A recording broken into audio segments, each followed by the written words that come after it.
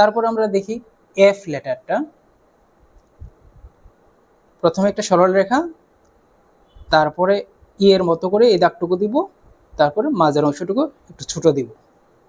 এটাকে আমরা ভেঙে লিখি, একটা সরল রেখা, পরের স্টেপে এই অংশটুকু, তারপরের স্টেপে এই ছোট অংশটুকু।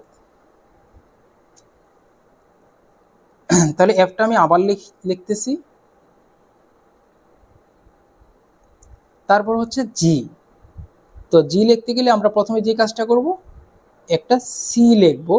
সি লেখার পরে এইখান থেকে বিয়োগ চিহ্ন দিয়ে মাঝ বরাবর চলে আসার পরে একটু বের হয়ে সোজা নিচের দাগের সাথে লাগাই দেব। তাহলে এটাকে আমরা ভেঙে লিখি, প্রথমে এইখান থেকে বামে উপরে দাগটা ধরবে, তারপরে স্টেপে এসে এইখান থেকে নিচের দাগটা ধরবে, তারপরে স্টেপে এসে এই সি কমপ্লিট হলো, তারপরে স্টেপে এসে বিয়োগ চিহ্ন মাঝ বরাবর গেল, এইটা অলরেডি জি হয়েই গেল। তারপর আমরা এটাকে কি করব, আর একটু মাধুর্যপূর্ণ করার চেষ্টা করব। তাহলে আমরা জি পেয়ে গেলাম, জিটা আমি আবার লিখতেছি।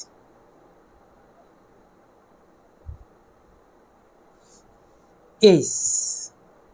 তো এইচটা কিরকম, আমরা একটা সরল রেখা দিব, এই অংশ থেকে এমন একটা দূরত্বে আমরা আরেকটা রেখা দিব যাতে করে লেটারটা তার সামঞ্জস্য বজায় রাখতে পারে। তারপরে মাঝ বরাবর একটা সরল রেখা দিয়ে দিব, তাহলে এইচ পেয়ে গেলাম।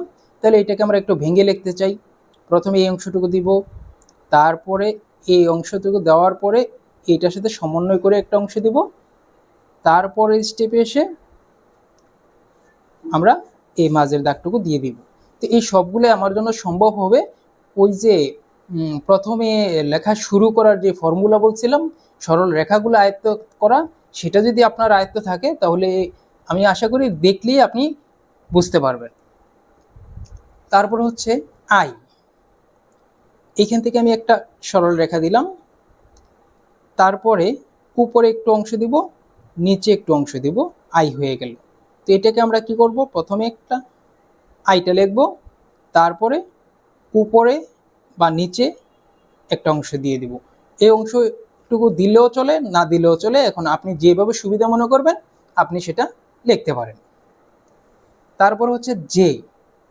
আমরা এই জায়গা থেকে একটা আইয়ের মতো করে এতটুকু আসার পরে এইখান থেকে ছাতা আকৃতি এই অংশটুকু দিব, তারপরে এই অংশটুকু দিয়ে দিব। এই অংশটা দিলেও যে, না দিলেও যে, আপনার ইচ্ছা। তো আমি এটাকে আবার ভেঙে লিখতেছি, প্রথমে আমি এই অংশটুকুকে এতটুকু আনলাম, এতটুকু পরিমাণ সোজা হওয়ার পরে এই বাঁকা করার পরে এইখান থেকে এই মাঝ বরাবর উঠাইলাম।